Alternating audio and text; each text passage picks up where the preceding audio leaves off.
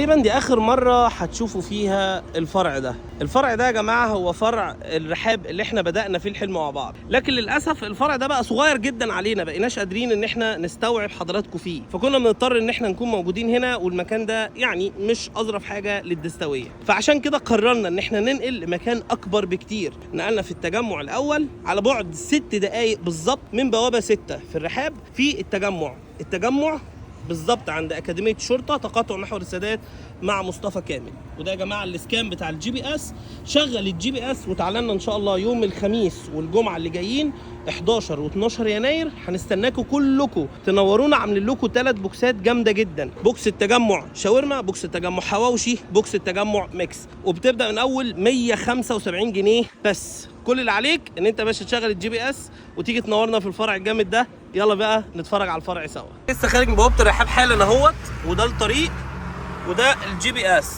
بص بقى الجي بي اس هنا، انا هنا اهو بالظبط في المكان ده.